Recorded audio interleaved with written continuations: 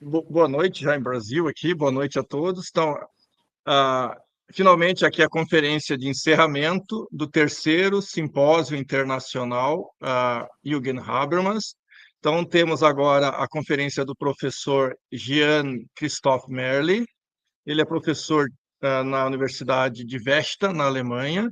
Ele vai falar para a gente sobre o título que ele me enviou The Role and the Principles of Global Public Sphere in Habermas and Kant's Conception of International Peace. Então, you put your presentation here. You stay in the background for when you finish, I come back. Claro. Thanks for accepting present here. Muito obrigado, Charles. Boa tarde a todos. Eu entendo português sem problemas, mas infelizmente não consegui falar bem. Portanto, sugiro que você pergunta ou em português ou em inglês, mas eu falarei em inglês. So I will speak English. And so I decided to compare two things. So what to address Habermas as an interpretation of Kant's perpetual peace. It was now 30 years ago, to compare his interpretation to Kant, because it seems to me that it is not just an interpretation, but it's also interesting about Habermas's position. So I will refer in the following exclusively to Jürgen Habermas, Kant's idea of perpetual peace, 200 years removed. The English translation has been published 3 years after the German original, held in Frankfurt 95. And of course, I will refer to Immanuel Kant toward perpetual peace, but also to the end of the doctrine of right. For Habermas, peace is not the issue of Kant's toward perpetual peace. He emphasizes that, and the damages of peace of war are not as well.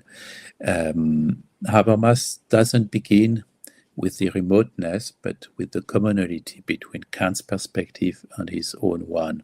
And in fact, there is a commonality that lies in a legal perspective and the peaceful global order.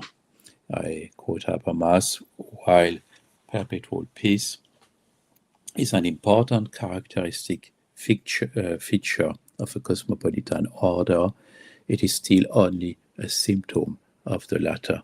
So one should focus on the legal perspective of on the peaceful global order. Yet, it means Kant and Habermas have two different models of this peaceful global order, a disagreement of which, in my view, Habermas seems to be unaware of. And it begins with the fact that Habermas considers cosmopolitan law as the innovative core of towards perpetual peace. The abbreviation is ZEF for Zum ewigen Frieden, German original. And the incipit of Habermas' essay says it already. For Kant, the perpetual peace is an ideal that should lend the idea of a cosmopolitan order attractiveness and intuitive force. Of a cosmopolitan order. And by that, he means something that is not the same as the law of nations, as international law. And he writes cosmopolitan law, das Recht der Weltbürger, an innovation with far-reaching implications. Now, currently, what it is about, the cosmopolitan law, as a separate part, either in toward perpetual peace or at the very end of the doctrine of right is something, the content of which can be found in major authors of the early modern time natural law tradition, for instance, Pufendorf or Vattel. But Habermas asserts that there's a failure in Kant's attempt to conceptualize cosmopolitan law. So he says both cosmopolitan law is the innovation and the core of towards perpetual peace, but at the same time, it is a failure. And Habermas writes, Kant must still solve the problem of how such a condition, a cosmopolitan order, should be conceptualized from the point of view of law. He must specify what differentiates cosmopolitan law from classical international law. In other words, what is specific to use cosmopoliticum. And by that, Habermas doesn't mean only that Kant should differentiate his international law from previous classical international law theorists, but that he should differentiate clearly international law from cosmopolitan law. And according to Habermas, Kant fails at conceptualizing the distinction between cosmopolitan law on the one hand and international law, that is, right of nations, Jus Gentium, Völkerrecht. And why does Habermas assert a failure in Kant? That's because Habermas considers that the law of nations is just a step toward cosmopolitan law, whereas Kant does not really complete the step towards cosmopolitan law that he just mentions and addresses in an incomplete way, according to Habermas.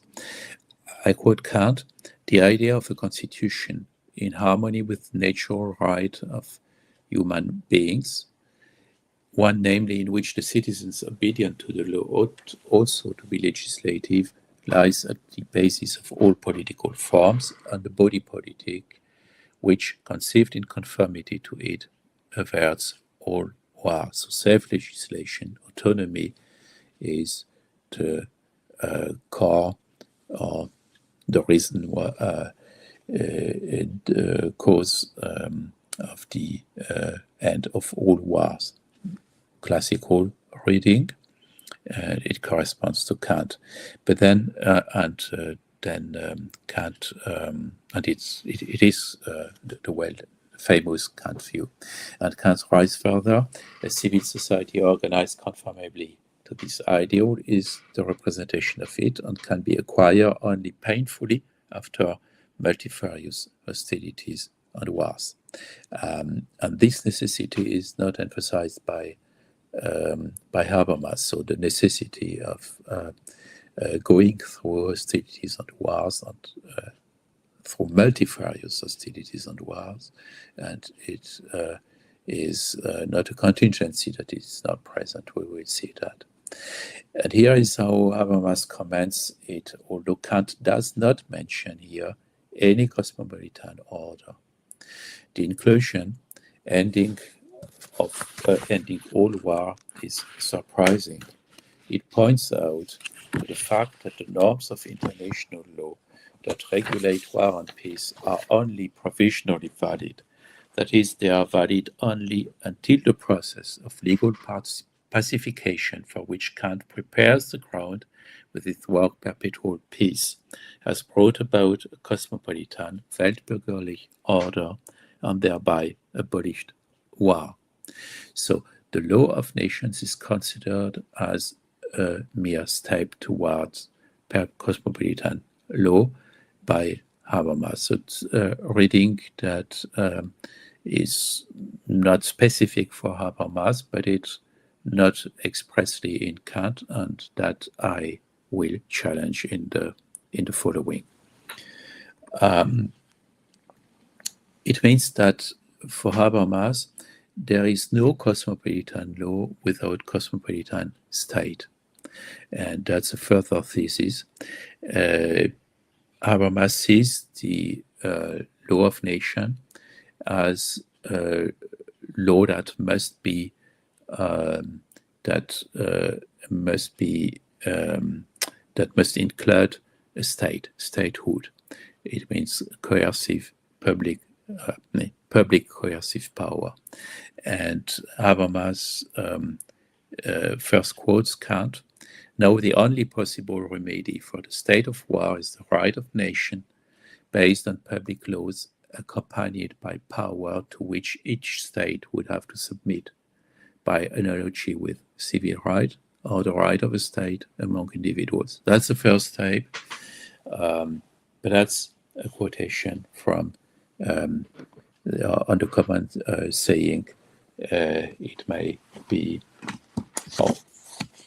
the exact title I have to read, but then Gemeinspruch in German, on the comment saying that may be correct in theory, but it is not.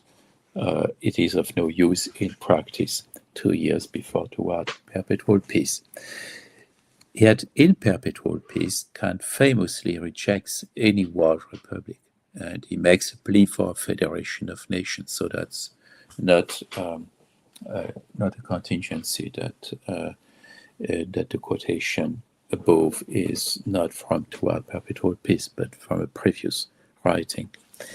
And here is, that's the reason why Habermas affirms that there's a contradiction in Kant's Perpetual Peace. He writes, "This federation of nations is supposed to proceed from sovereign agreements under international law. These treaties do not establish any actionable legal rights of the parties against one another." That means nothing that can be enforced through coercion if needed, but only unite them into a permanent alliance, an enduring and voluntary association.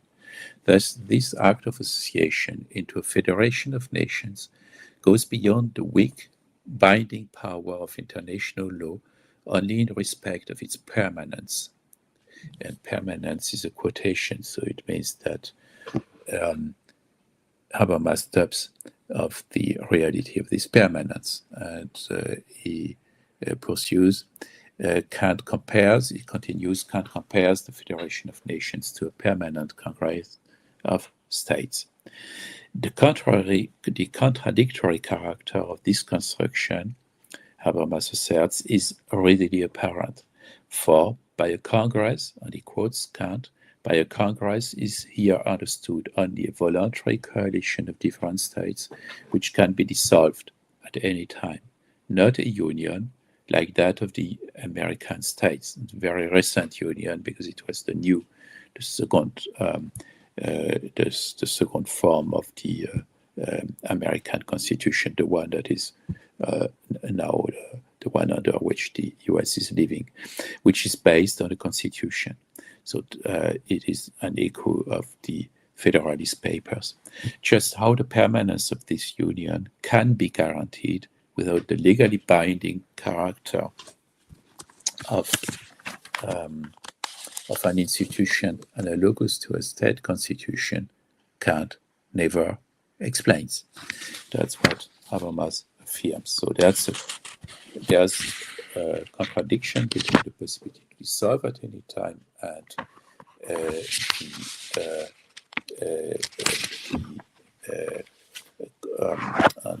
global legal order. Now, interestingly enough, although Habermas says Kant never explains, Habermas founds 4 elements of explanation offered by Kant.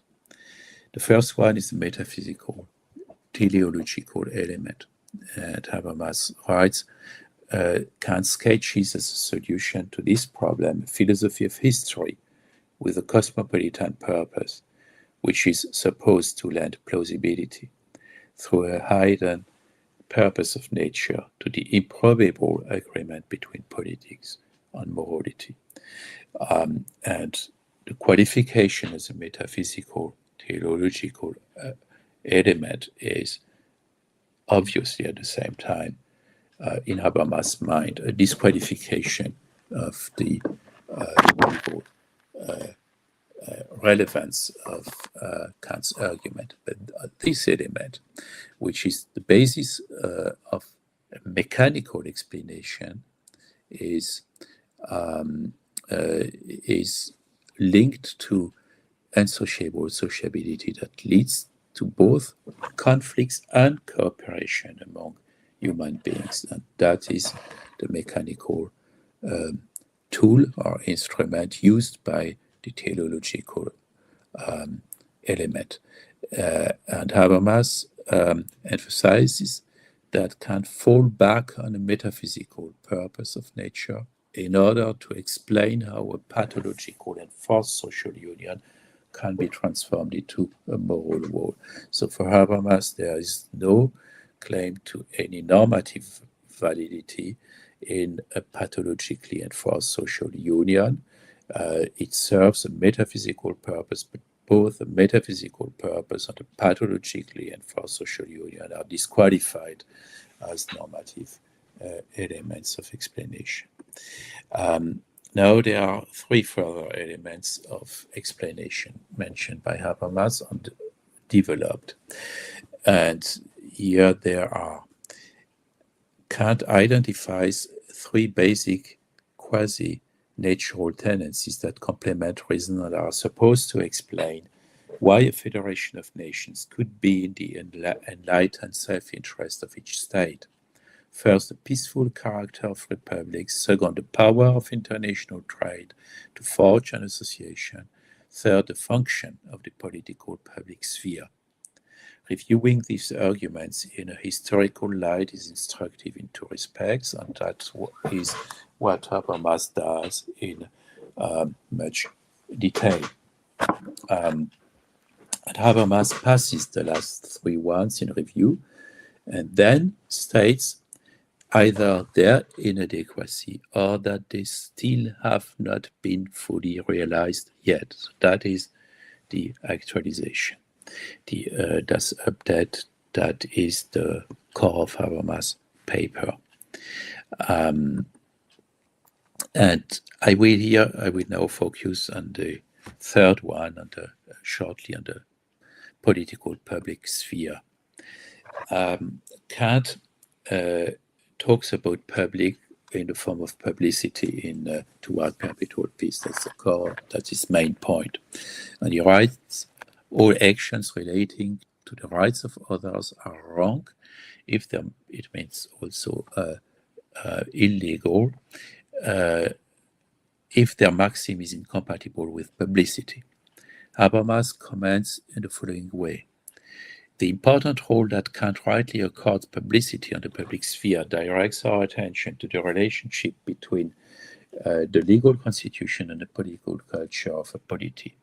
For a liberal political culture provides the soil in which the institutions of freedom put down their roots. And because of that, he criticizes Kant's strictly moral public sphere. So he says, Kant's statement should lead to a political sphere that should entail political culture, but Kant remains allegedly strictly moral.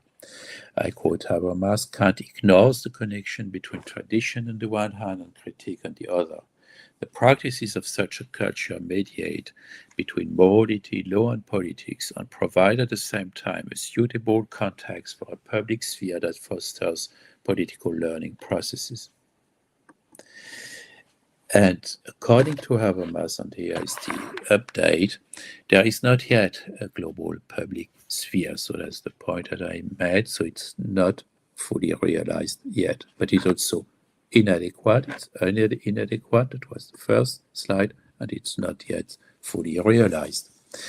Habermas indeed points out that although there are events that polarize opinions on a global scale, and although there are transnational public spheres initiated, for instance, by NGOs, public attention is still channeled through the established structures of national public spheres. Supporting structures are still needed to institute permanent communication between geographically distant participants who simultaneously exchange contributions on the same themes with the same relevance. So there should be an institutional community of institutional communicative community for Habermas, which is not the case for Kant, he says, and in my view, partly rightly, only partly rightly. But in fact, which kind of public discourse? And Habermas obviously refers to the public sphere of free speech in Kant's What is Enlightenment, transposed from a domestic scale into this global one. He writes, Kant still counted on the transparency of a surveyable public sphere open to arguments, and which is sustained by a public composed of a relatively small stratum of educated citizens. Well, it is Kant's What is Enlightenment, but it's not toward perpetual peace, as I will explain later. And Habermas, regarding public sphere today, seems to observe two contradictory or opposed current trends. Two quotations for each trend. Kant could not foresee the structural transformation of this bourgeois public sphere into a semantically degenerated public sphere dominated by the electronic mass media and pervaded by images and virtual realities. The second trend, such a global public sphere is beginning to emerge as a result of global communication. So on the one hand, a degeneration of the public debate that must be related to the domestic one, since there is no global one, in his view. But it's hard to understand how this degeneration cannot affect the potential global debate and an emerging global debate of, obviously, of a better quality by NGOs.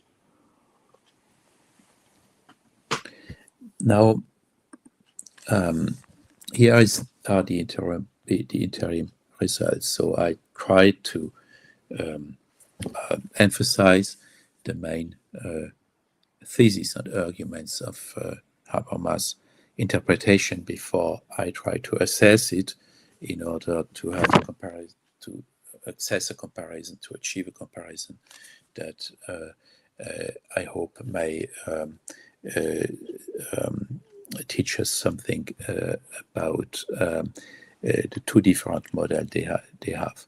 So the interim results, I would summarize it in the following way. I would summarize them in the following way. First, a global lawful order must be not only an international but a cosmopolitan order. Second, a global state authority is needed for a global cosmopolitical order. Third, a global public sphere is needed for a republican cosmopolitan order. And fourth, Kant's Federation of Nations fulfills none of these requirements. So therefore, it must be not only updated, but also corrected, although the core inspiration in Habermas' view that cosmopolitan law, as distinguished from international law, is the innovation that is the most promising. Now, here there is an argument in Kant against a world state, and that's something that is not presented by Habermas. Habermas just mentions that Kant is not able to go beyond state sovereignty, but that's not all what Kant explains. And famously, Kant explains that a world state would not be a world republic, but a world despotism because it destroys unsociable sociability and thus competition and cooperation. In fact, according to Kant, a cosmopolitan commonwealth with a single head and a cosmopolitan constitution would lead to the most fearful despotism, as has indeed happened more than once with states that have grown too large. End of quote. And since as the range of government expands, laws progressively lose their vigor, and a soulless despotism, after it has destroyed the seed of good, finally deteriorates into anarchy. What is that vigor, soulness, seeds? That's this life that that results from unsociable sociability.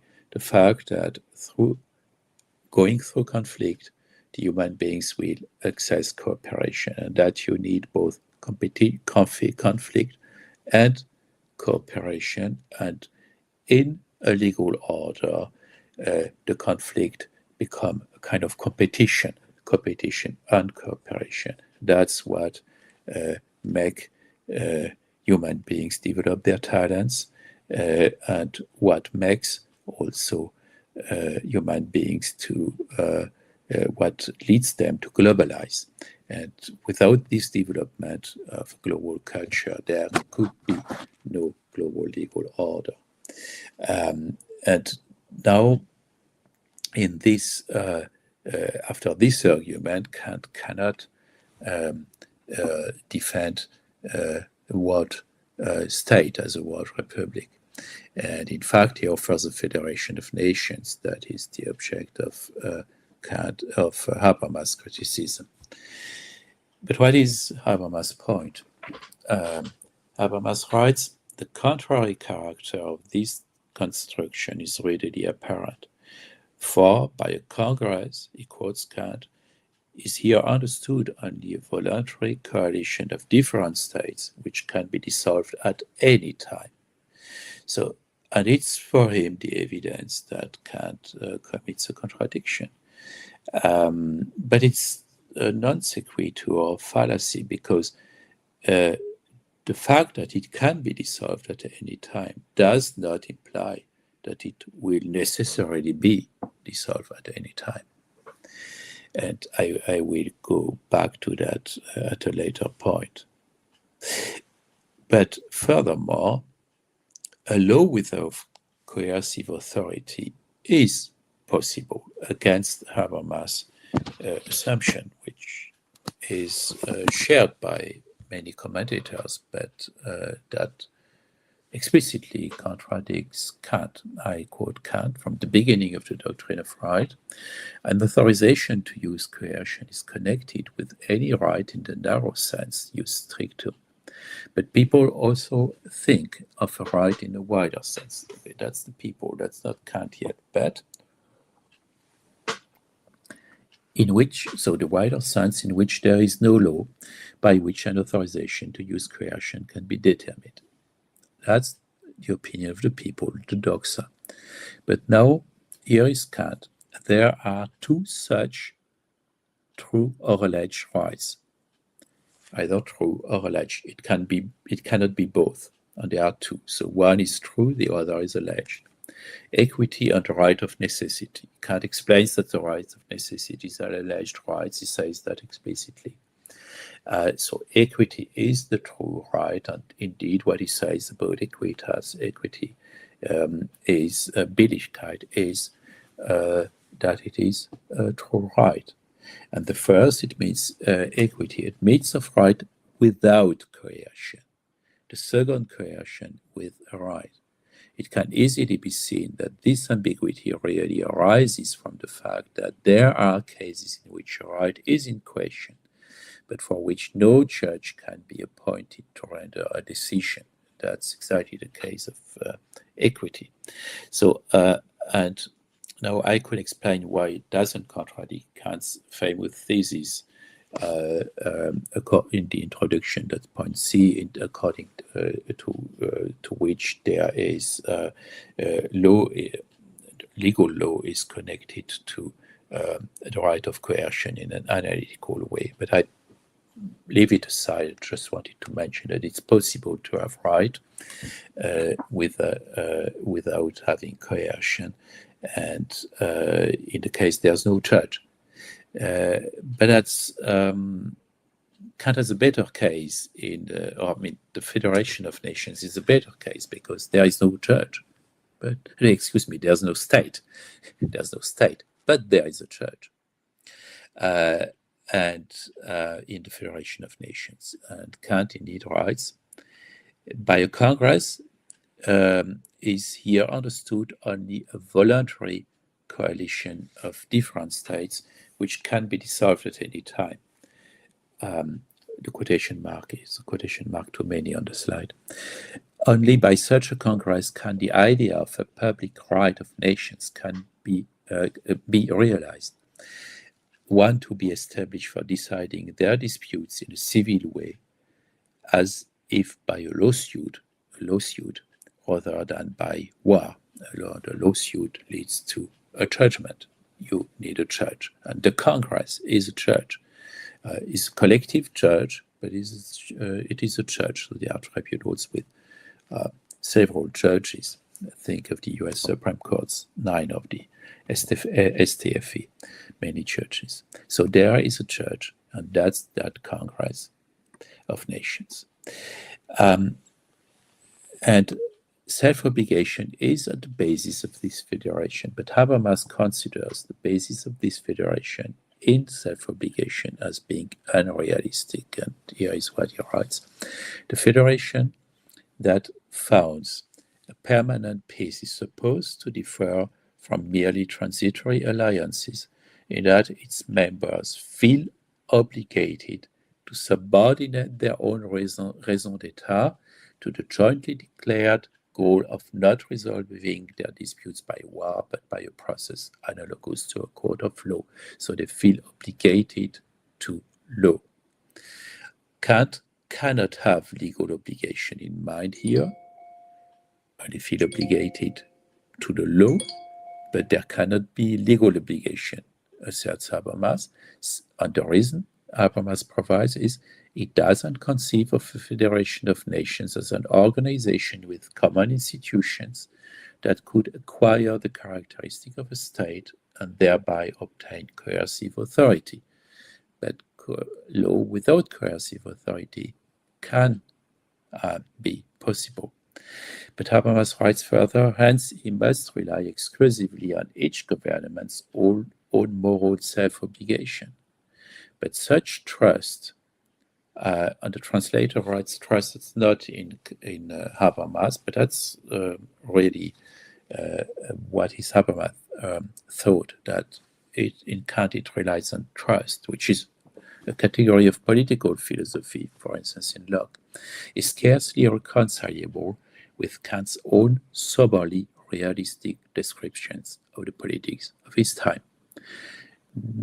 No coercion, no law, Habermas' thesis. But why can a federation of nations really exist against Habermas' view? Habermas writes again, but such trust is scarcely reconcilable with Kant's own soberly realistic descriptions of the politics of his time. But the plausibility of Kant's thesis can be shown by, first, the existence of at least one example contemporary to Kant, there are more, and second, the analysis of existing cases by major theorists like Althusius, Pufendorf, Montesquieu, Vattel, and they analyze existing cases. For reason of time limitation, I will skip this aspect. If you like, I can address that in the discussion, but I will skip it. I will just take the first point, the existence of at least one example contemporary to Kant. And if one says that it cannot exist, if you provide an example, then this assertion is wrong. And in fact, here is one example, not the unique one, of an existing federation of nations to which Kant refers explicitly in the doctrine of right. And it is, he says that's the Federation of The Hague, and that's in fact the capital city of that of something that existed from 1593 to 1795. So we are talking about more than 2 centuries. That's the Republic of the Seven United Netherlands. So that was the official name. Later replaced by Batavian Republic after a popular vote against the Federation, after a French military intervention in 1795, and a division into French departments, later followed by a kingdom of Louis Bonaparte. And it was despotism again. And the year 1795 is the year toward perpetual peace. And the States Provincial permanently exercised its function in The Hague. The Hague is explicitly mentioned by Kant. In the States Provincial, each province had one vote. The States Provincial was in charge mainly, but not only, for foreign policy, and it decided over war and peace. It was also in charge of national defense. What is the origin of this Republic of the Seven United Netherlands? It is the deposition of Philip II of Spain, who was qualified usually as a despot, and Kant insisted about that. He was a soulless despot. It's several occasions Kant says that. So he was deposed by the 7 Dutch provinces, resulted in the unlimited sovereignty of the 7 provinces that originally united solely against that common enemy. But a long arbitration process led this alliance to gradually become something that was perceived as a political entity similar to a state, and to which the inhabitants felt more or less bound and committed. It's the feeling of self-obligation that is allegedly not possible, according to Habermas. There is a further example. I will be quick about that. That's the Swiss Confederation before the 1848 reform. It was a net of alliances of equal members, either temporary or sworn sworn forever before God. That should be or sworn. So self-obligations contrasting with the vertical allegiance of the feudal system. And there's also a current view on that, not only Althusius, Montesquieu, etc. So if Habermas like an update, there is Rawls and Rawls' rights, and of course it was the Law of Nations 1999. Habermas could not have read that, but he could have read the article by Rawls 2 years before. And Rawls writes, and it was in that article already at that time, when the law of people is honored by peoples over a certain period of time with the evident intention to comply, and these intentions are mutually recognized, these peoples tend to develop mutual trust and confidence in one another. And now to the aspect of the public sphere, of the emergence of a public sphere. Habermas writes, Kant's hold. He has literally, he has the courage to far-sighted anticipation, whose prescience is only today becoming apparent of a global public sphere.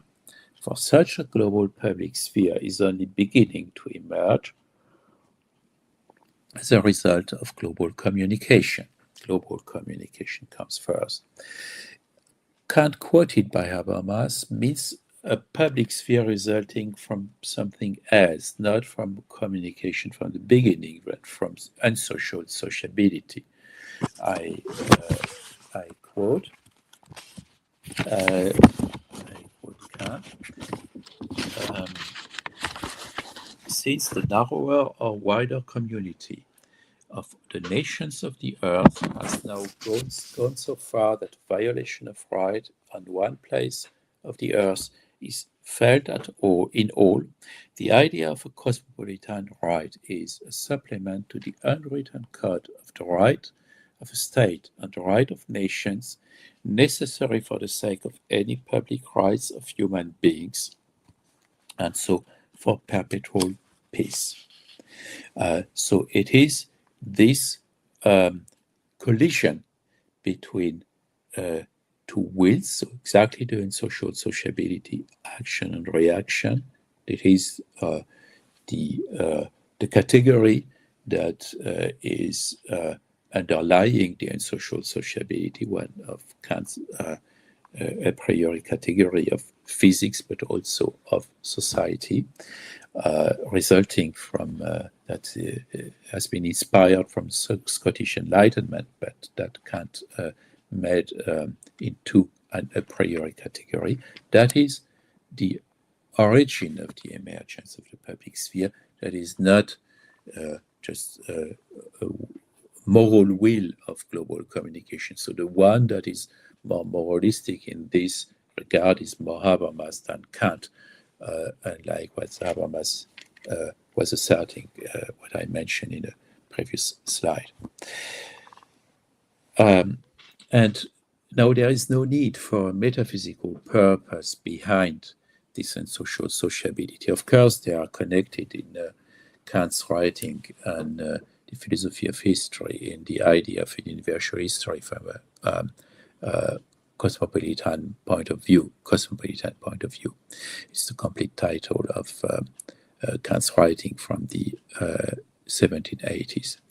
Kant mentions both a mechanism and a teleology. That's right. He writes, what affords this guarantee, surety, is nothing less than the great artist nature, from whose mechanical course purposiveness shines forth visibly, letting concord arise by means of the discords between human beings, even against their will.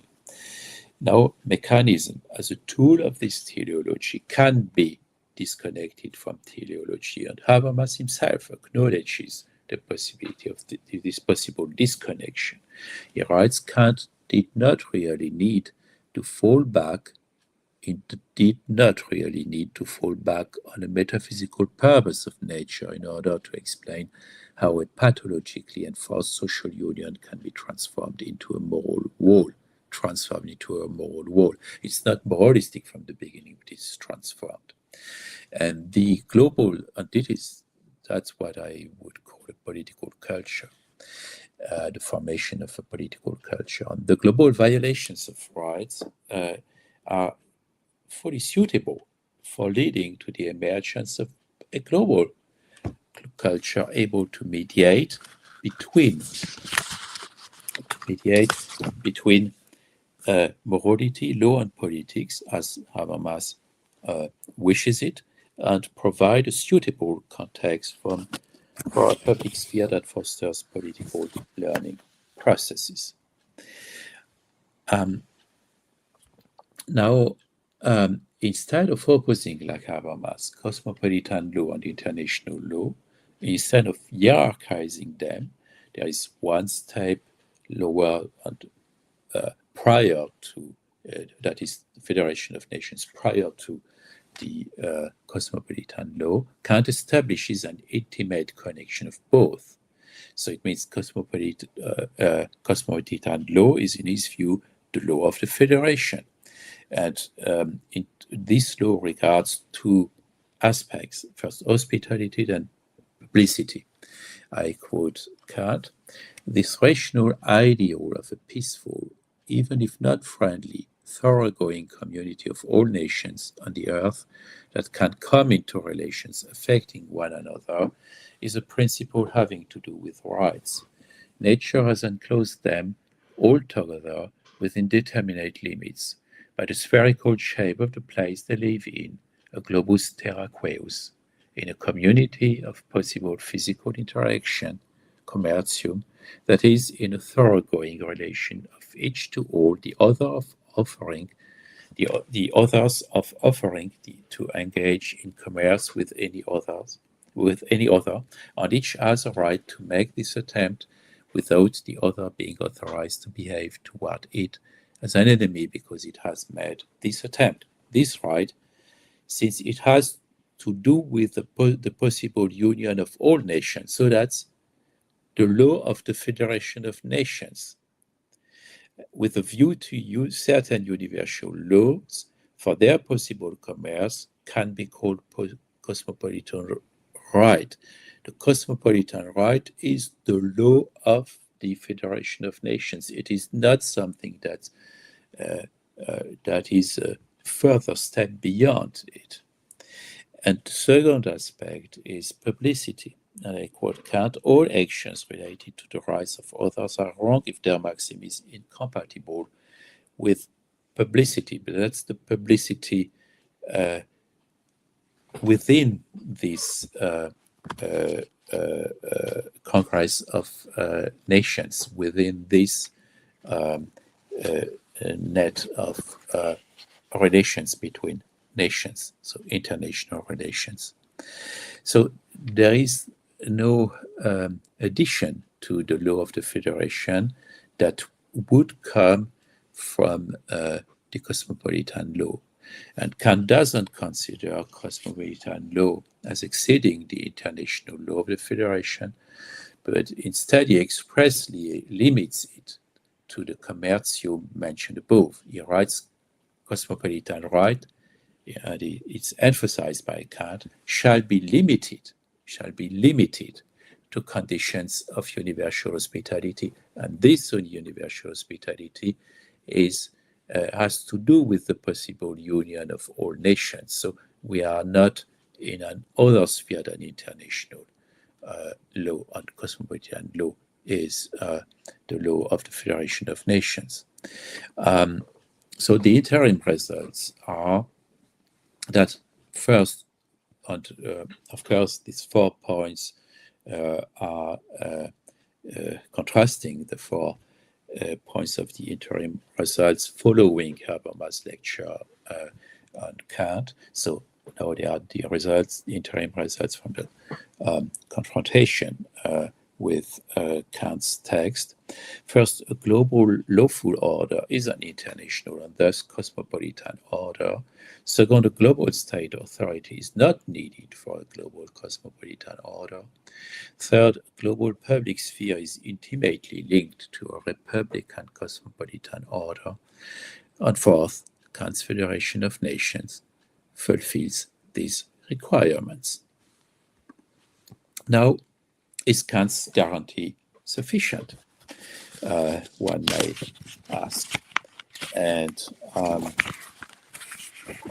here the criterion or the criteria are the comparison with the legal system that for Habermas is a complete legal system with a coercive authority. That is the domestic system that Habermas would like to transfer into a global sphere, into a world republic that has statehood, so into a world state. And the guarantee required, so therefore the guarantee required from the Federation of Nations should not be higher than the guarantee required by the domestic legal order. And in this regard, 3 deficits are addressed by Habermas. First, the possibility to be dissolved at any time. Second, the lack of a coercive authority. Third, the lack of a public sphere. So there are major weaknesses, defaults of Kant's Federation of Nations. Now, let us compare. First point, I observe that the domestic constitution too can de facto be removed by a revolution, even though disobedience and revolution are legally prohibited. So the point is not about the legal prohibition, but about the possibility, the factual possibility to dissolve at any time. Second, And remember the example of the Netherlands, it lasted 2 centuries, and the example of Switzerland, it was until 1848, it was 5 centuries. So, and second point, lack of recursive authority, yes, but there's trust on a common church, and they are not less efficient motivation. And third, the lack of a public sphere.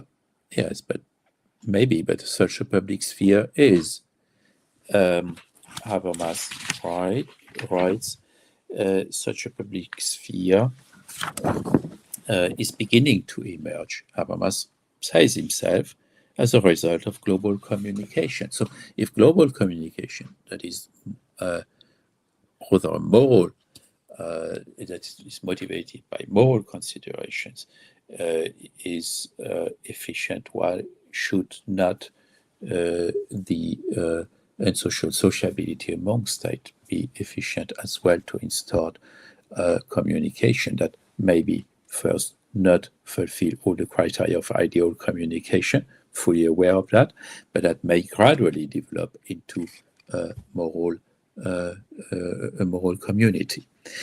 And therefore, my concluding remark is that Habermas does provide neither an interpretation nor a convincing refutation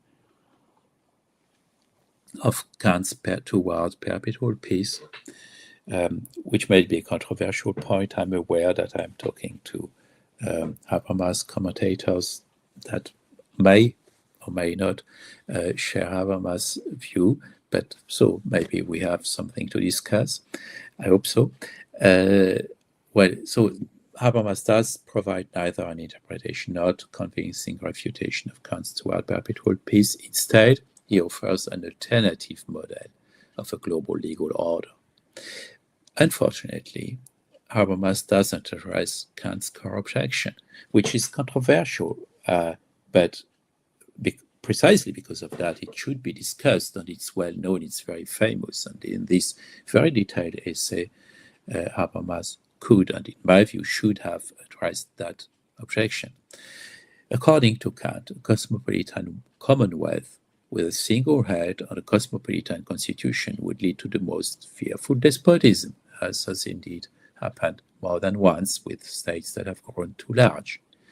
And since and he writes, since as the range of government expands, that's the explanation, laws progressively lose their vigor and the soulless despotism, after it has destroyed the seed of good, finally deteriorates into anarchy. That's something that Habermas certainly cannot wish. So Habermas should have to say this fear is not either not well grounded, or it is it is very, very low. And if you cannot discard this fear, that's a real risk. So it seems to me that Habermas, because he says from the very beginning that's an ideal, seems to not to be committed to see realistic elements on the way of the realization of the ideal. But at the same time, he reproached Kant not to be consistent with the Kant claimed realism. I have the impression that here Habermas is not fully consistent with his claim for realism. My statement may be controversial, so I'm glad and looking forward to immediately discuss with you. I thank you very much for your attention.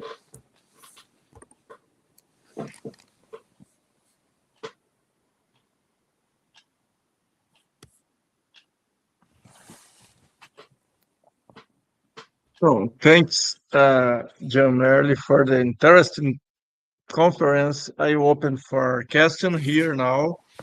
I think it's better you coming here to John can see you when you make the question.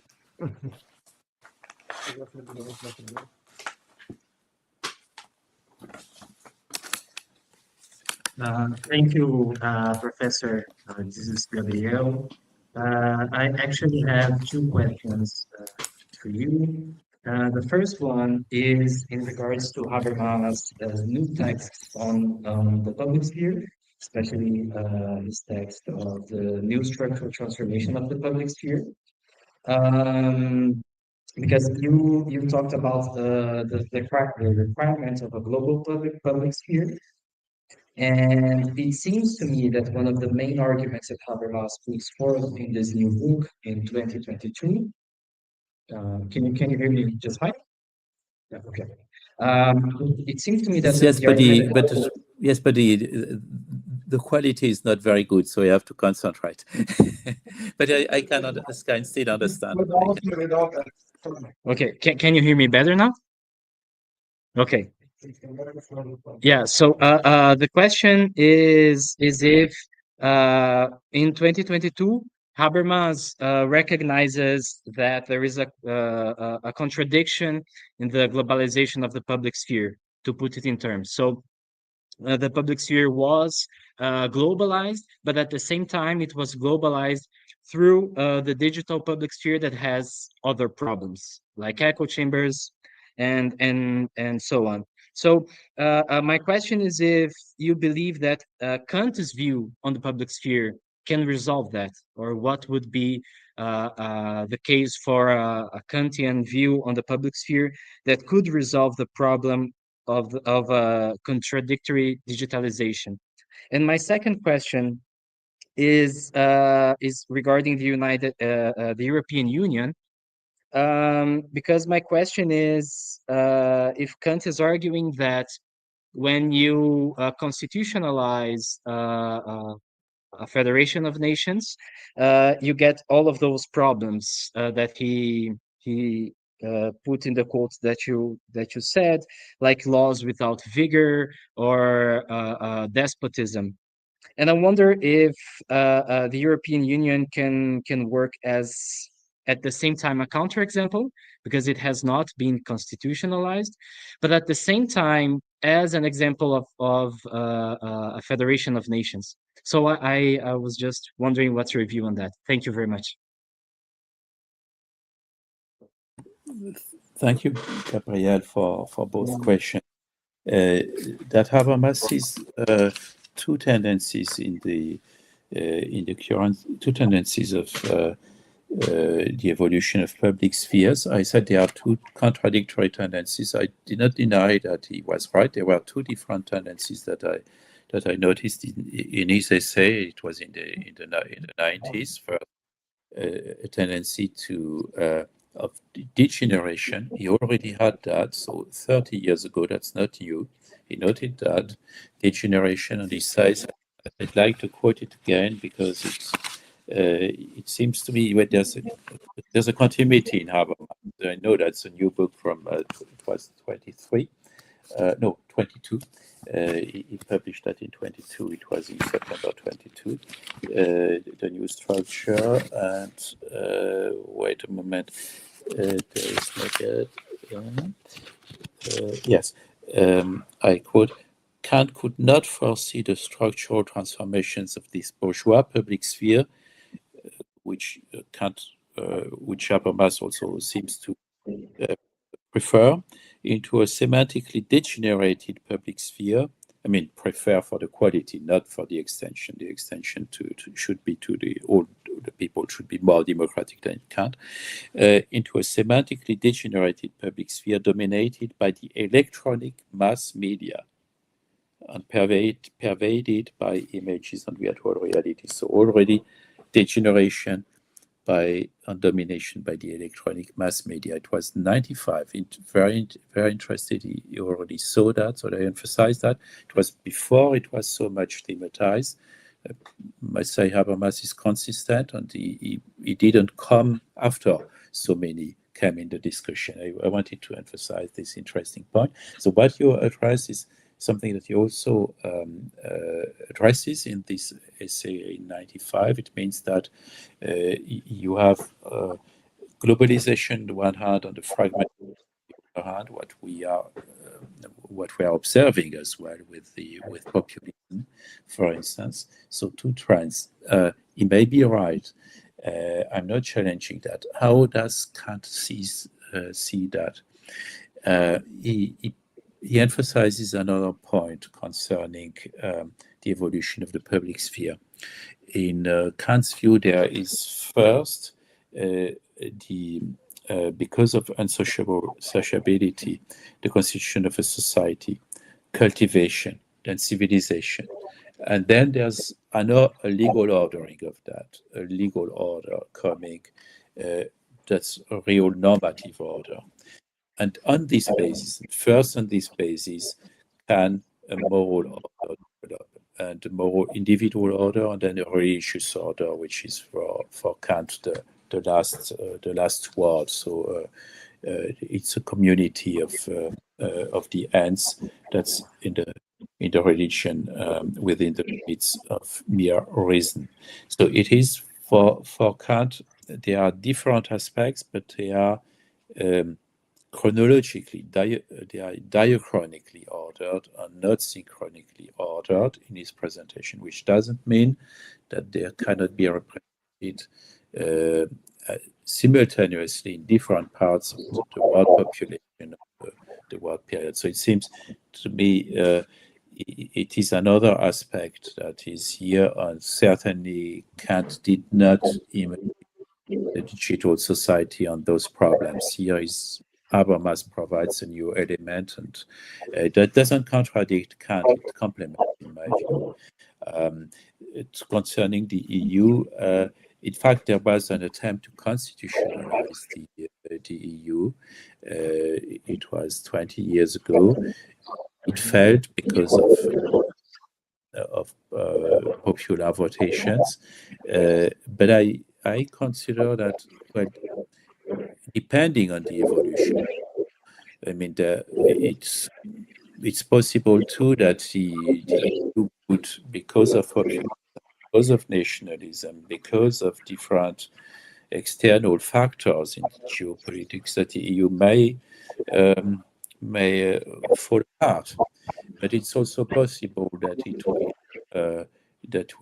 will integrate with certainly some reluctant forces, reactions, resistances, and that in a period of time, if it's successful, at least in some respects, that emerges. Of course, there are disagreements, but there are disagreements in any national political debates, in Brazil as well, in China as well, in the US. I observe that. So, but there is still there's a trust in the institution. So, and it is a possibility. I'm not asserting that it will necessarily be the evolution, but it is not implausible. So it is a real possibility. Yeah, okay. Thank you. Ivan have questions now. You come here.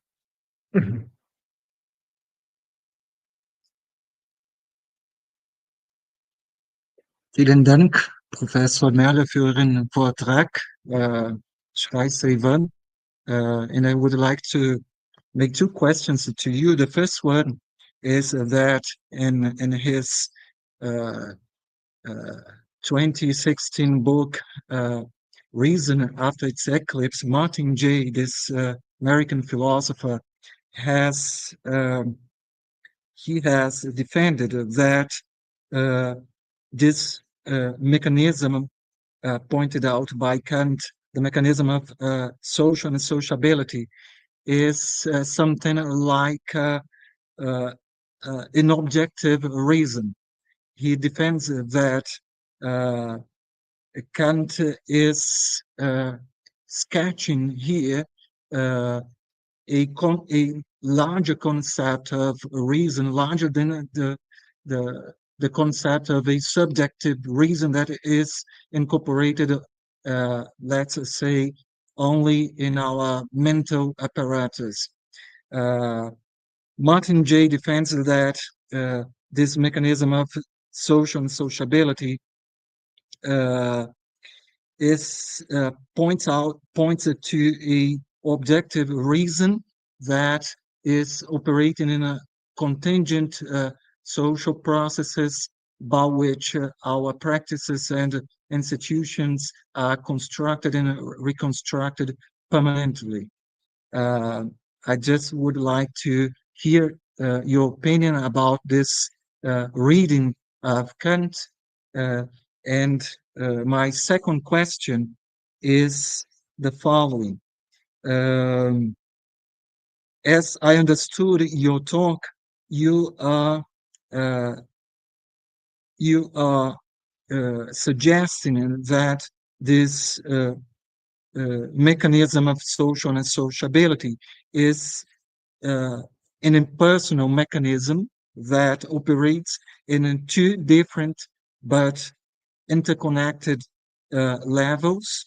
The first level is the action level, the level of violations of human rights that, although they are so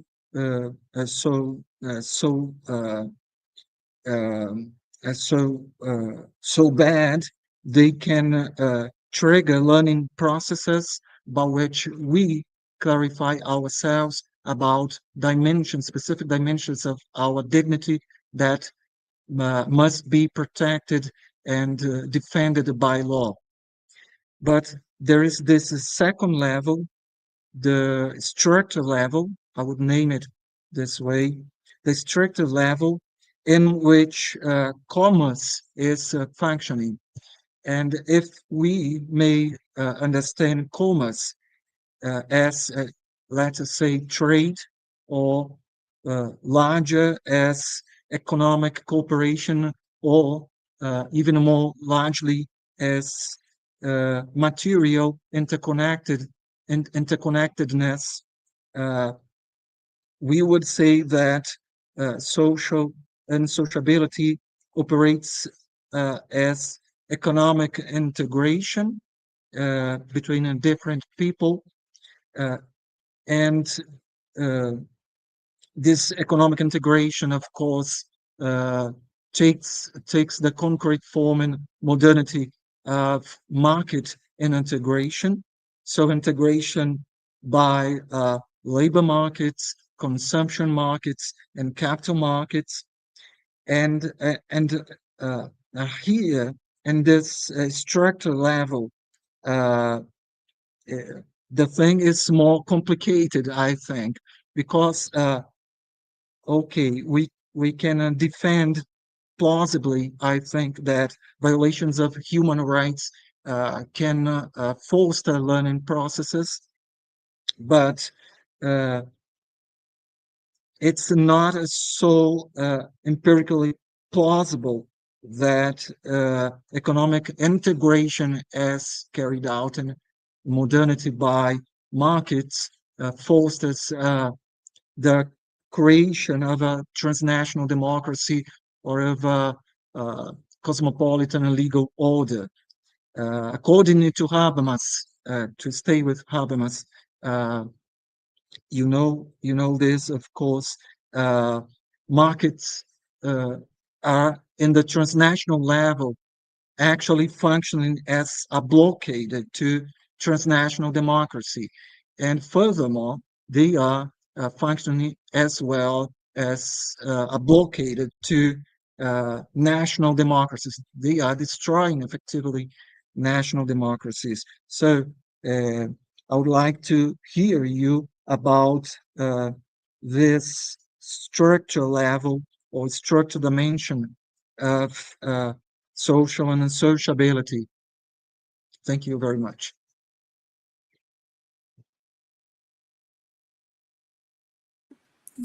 Thank you, Ivan, for the questions. I may have a question back because I'm not sure that I really understood every aspect. So if I don't understand, if I don't answer completely, please tell me and ask me again. So concerning the larger concept of reason, it is I would say that this unsocial sociability is not an empirical matter in Kant, and not fundamentally an empirical matter. You find it as the basis of the social relationships in the Scottish Enlightenment. You find it in Smith, you find it in Hutcheson, Ferguson. So you find it there. And they refer, for them, that's an application or a transposition of the third law of physics of Newton, third law of mechanics. So the simultaneity of action and reaction, equality and simultaneity and action and reaction. So they consider that as an empirical matter. What is new in Kant is that it is something that he refers in his theory of law, in the introduction to the doctrine of right, explicitly to concepts. Why? To categories. I mean, why? Because there he offers explicitly a schematism. So he says law can be schematized as the equilibrium, what cuts in the middle between two forces, what take care for action and reaction to be in equilibrium. And he says that it is a schematism, and he handles that as a schematism. So it's not at all empirical. And in the same way, he offers action and reaction in the fourth proposition of the idea of a universal history from a cosmopolitan point of view. And it's an application of what? It's an application of the first metaphysical principles of the science of nature. It is explicitly the third principle of the Newtonian physics, of the mechanics, and it is in the first metaphysical principle. So metaphysics and metaphysics for Kant can originate only from reason, and this in turn is grounded in the category of in the third category of the relation. It is the community, reciprocal community of action and reaction. I don't see what may belong to reason in Kant in a narrower sense than one of the 12 categories is the critique of pure reason. So it's grounded inside. And it is applied to his view, his analysis of history, which is not an analysis of works, but he sketches a possible way for the idea of reason to realize. It means he's not saying it is realizing that way, but he's saying we have a duty, an a priori duty, and if we ought to, then it implies that we can do that, and I show a possible way, and this possible way is derived from a scheme that is grounded a priori. So I really disagree with this view, Martin Shea, but not only with other views. So I know that Alan Wood, also Schneewin, further authors, unsocial sociability, that's an empirical element imported, and it is therefore of lesser significance in Kant systems. I really disagree with them on that point. Concerning the second aspect of Kant, what I mentioned, I mentioned this second point. I mean, trade, and I should take my notices here, my slides. I mean, I I have them in front of me on another screen. Then I may have to see whether I should complement that.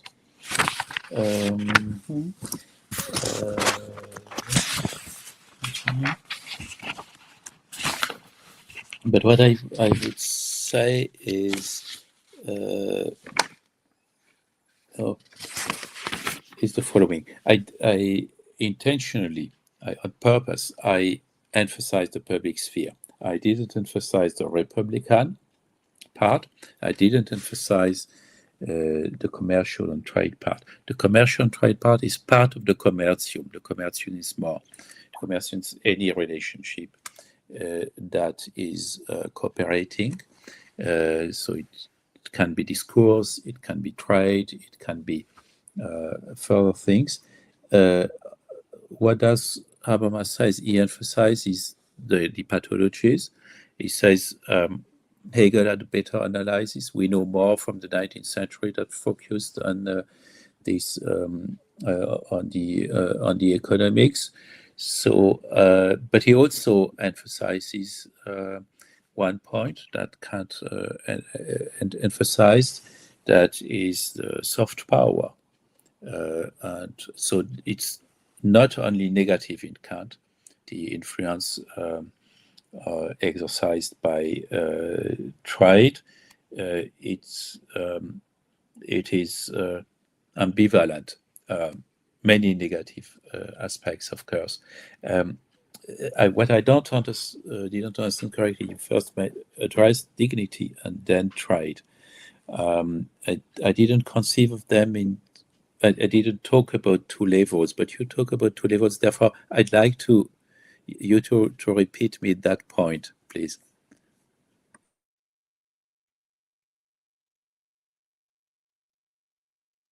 Well, can you hear me? Yeah. Yes, I just interpreted your talk as referring implicitly to these two levels of operation of the mechanism of social and unsociability. It operates in this level of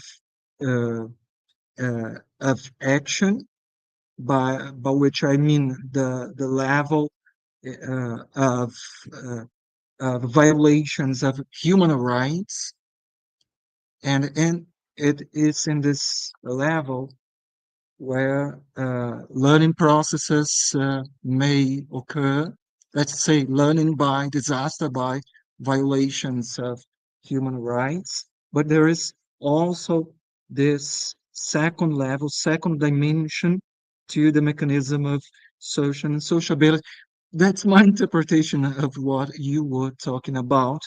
And this second level is the structural level, in which we can talk of commercium, public sphere, soft power, as you just pointed out, or of markets. So I think that there is a complexity in this mechanism of social unsociability. Okay. I don't remember having talked about two levels, but maybe two dimensions. But in my view, it is in the following way. I was not talking only about action, but action and reaction. They are simultaneous. So wherever there is a violation of the law, I wouldn't say violation of human rights, because Kant says there's only one human right, but violation of rights, violation of rights. Then there is a reaction. And this reaction can be the reaction of a state through coercion, or an individual person who exerts a reaction, coercion. And what does the law? The law cares for the equilibrium among the free beings. They should be able not to be eliminated, but to be to be kept into mutual limits. That's the concept of rights, so the limitation of freedoms, and that is something that is not just the model simultaneity of action and reaction, but that takes care for an equality of the external the external action of the free wills. I don't know whether that's what you address. And that it is, if we take trade, we can say that's something that can be organized in a non-legal way, and the legal system can organize trade, limit it, say on contracts have to respect this or that form, this or that procedure, etc., etc. So trade is like any social interaction. It has to be limited by the law and then by morality. That I'm not sure whether it answers your question. So feel free to. Certainly. Vielen Dank für Ihre Antwort. Gerne.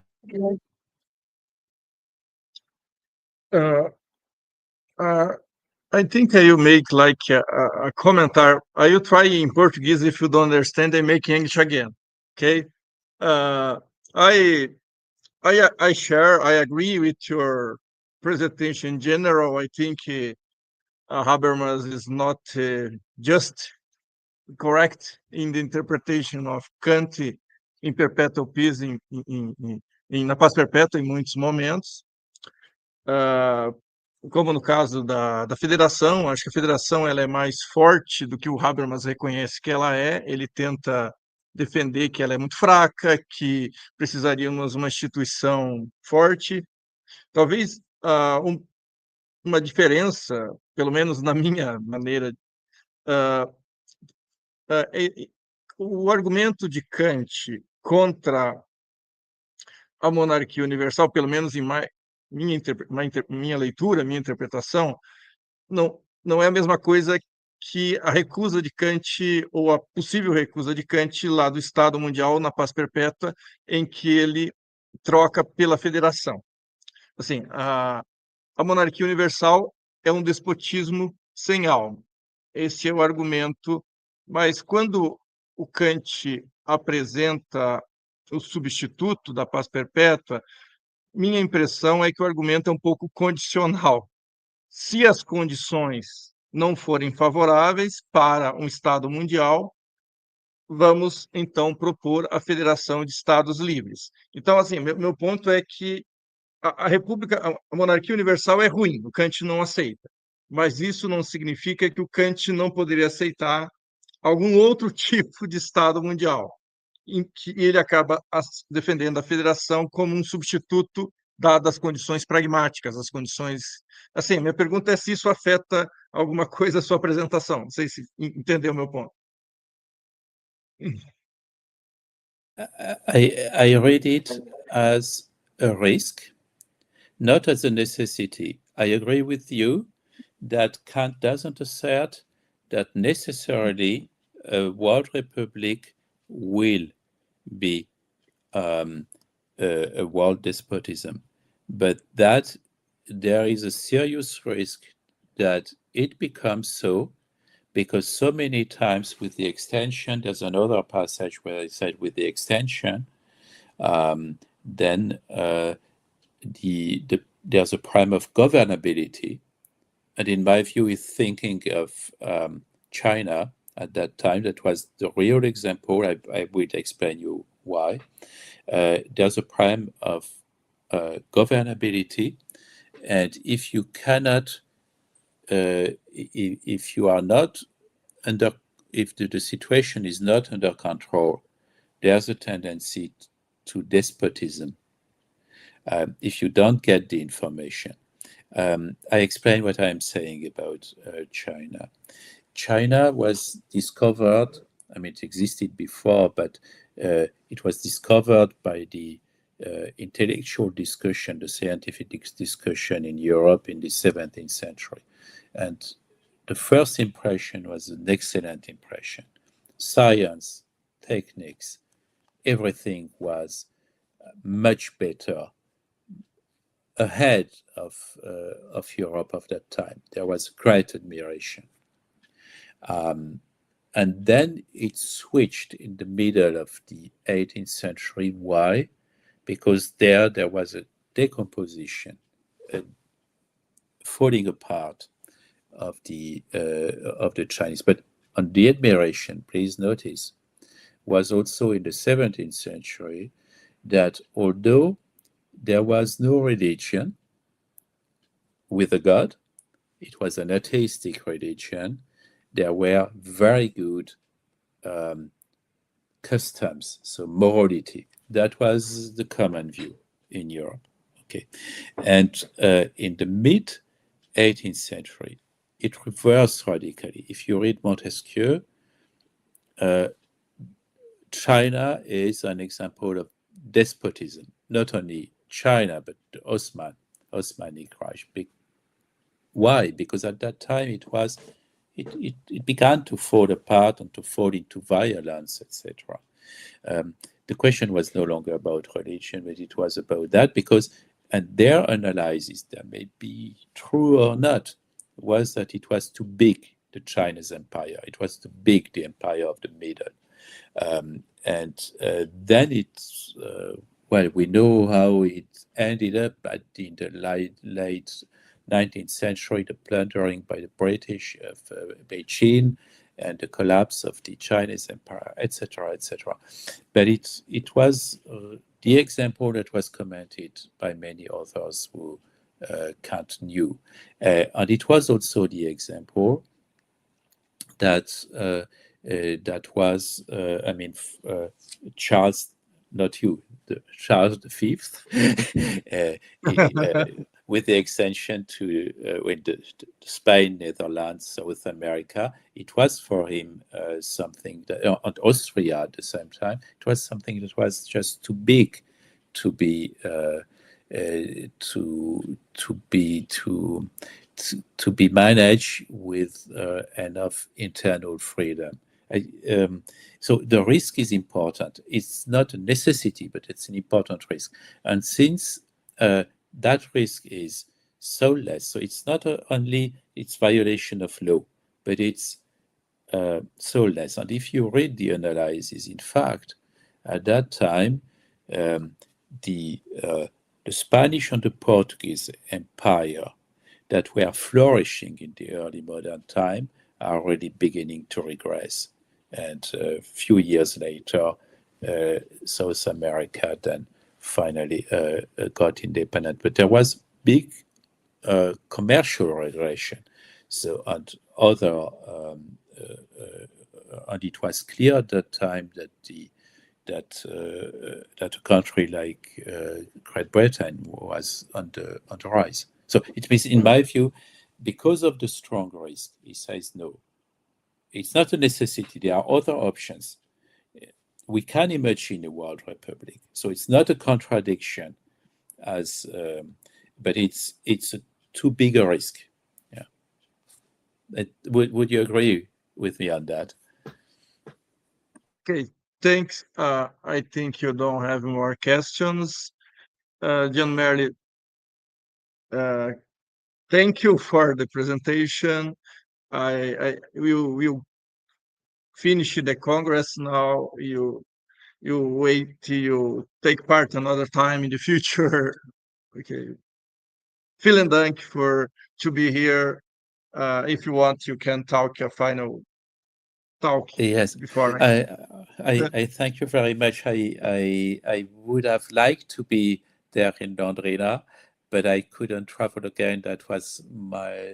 I was in Curitiba a few years before, a few weeks before, and I was in April as well. And unfortunately, I had to be teaching here in Festa, with deep regret. And I hope that in another time, I'm sure I will visit Londrina, and I can visit it regularly for 25 years now, different cities in Brazil. That's always a pleasure, and I thank you very much. Unfortunately, because of the different obligations that I had, I couldn't attend online, not even online.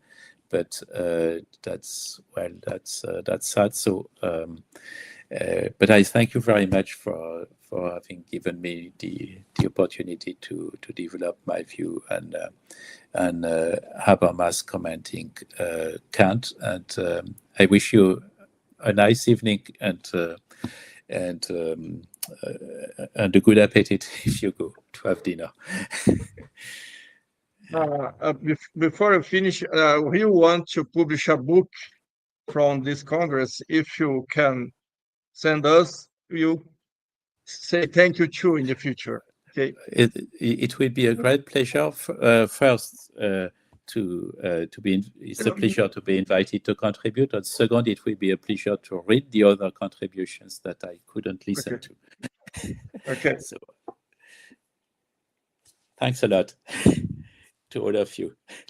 Muito obrigado a todos. Muito obrigado. Tchau. Boa noite aí em Alemanha. Boa noite aqui já. Então eu vou fechar a sala.